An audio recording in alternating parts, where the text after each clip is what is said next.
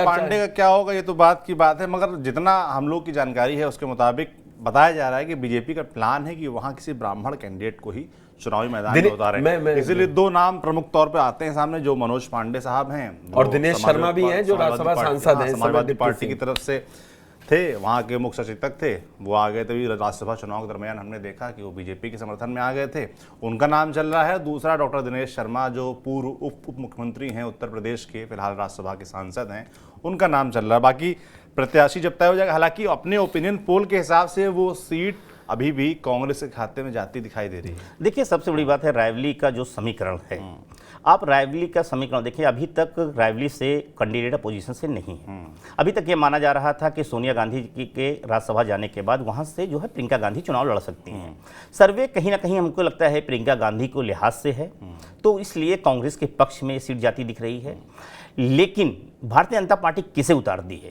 देखिए, दोनों नाम आपने बताए हैं, दिनेश शर्मा, मनोज पांडे, वो रायबरेली के समीकरण में कहीं से भी फिट नहीं बैठते। मुझे लगता नहीं है कि समाजवादी भारतीय जनता पार्टी वहां पे किसी ब्राह्मण कैंडिडेट को उतारने जा रही है। एक चीज, वहां का समीकरण जो है वो ठाकुर वोट बहुत निर्णायक वोट है। वहां पे आज की तारीख में भी आप देखेंगे तो जो है दो विधायक जो है अभी भी ठाकुर हैं, एक ब्राह्मण हैं, एक ओबीसी, तीन मतलब एक तरह से ठाकुर विधायक हैं। तो मुझे लगता है चीजें बदल रही हैं। रायबरेली का जो स्थिति है वहां पे सबसे जो मजबूत, जो अगर भारतीय जनता पार्टी से दिनेश प्रताप सिंह चुनाव लड़े थे, और दिनेश प्रताप सिंह पहली बार बीजेपी से वहां पे लड़े थे और वो कांग्रेस से ही आए हैं, और उनका सबसे बड़ी बात इतना मजबूत नेटवर्क वहां पे उन्होंने स्थापित किया है। उसका रीजन ये है क्योंकि दिनेश प्रताप सिंह एमएलसी का चुनाव लड़ते हैं, जिला पंचायत का चुनाव लड़ते हैं, और वो प्रतिनिधियों का चुनाव होता है, और हर गांव में उनका अपनी एक पकड़ है। या आप सत्ता या कोई एमएलसी है या प्रधान है, तो इतना बड़ा नेटवर्क है। मनोज पांडे क्योंकि वो राजनीति में आए और वो केवल ऊंचाहार विधानसभा क्षेत्र से अभी तक विधायक रहे हैं, और वहाँ ऊंचाहार विधानसभा क्षेत्र में उनके जीतने के अभी तक समीकरण के आधार यही रहे हैं कि वहाँ यादव, मुस्लिम और ब्राह्मण वोट मिलकर एक विनिंग फार्मूला बन रहा था।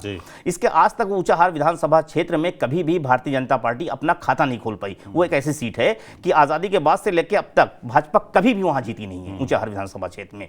मनोज पांडे वहां जाते हैं, वहां पे यादव वोट बहुत है, तो मनोज पांडे के जीतने का जो अभी तक आधार हुआ करता था वो होता था। मनोज पांडे पूरे रायबरेली के नेता नहीं है। अगर रायबरेली में अभी इतने बड़े ही नेता होते तो वो नगर पालिका के चुनाव में अपने कैंडिडेट को लड़ाते हैं समाजवादी पार्टी से, उसकी जमानत जब्त हो जाती है, कांग्रेस जीतती है। दरअसल कांग्रेस वहां जीतने के कई आधार हैं। ब्राह्मण वोट की बात कर रहे हैं, ब्राह्मण भी समझता है, ब्राह्मण कोई ऐसा मुसलमानों की तरह नहीं है कि जज्बात में वोट करता हो, बहुत दिमाग से वोट करता है, और ब्राह्मण देखता है कि उसका अपना हित किसके साथ ज्यादा है। क्योंकि गांधी परिवार वहां से लंबे समय तक प्रतिनिधित्व करता रहा है, उनके साथ उनका एक जुड़ाव रहा है। तो मनोज पांडे उतने बड़े नहीं, जब सोनिया गांधी या प्रियंका गांधी या गांधी परिवार से कोई लड़ता है तो उनसे बड़ा ब्राह्मण दिखता है, और उसके जरिए वो अपने आप को दिनेश शर्मा जो है वो रायबरेली के समीकरण में वो भी नहीं फिट हो रहे हैं, क्योंकि महज वहां पे 8 से 9% वोट ब्राह्मणों का है, और जबकि राजपूतों का अगर वोट देखें तो वहां 12% के आसपास राजपूत वोट है। हर विधानसभा क्षेत्र में इस समय अगर एक समय देखा कि 4 एमएलए जो है ठाकुर वहां एमएलए थे, तो ये बड़ी चीज है।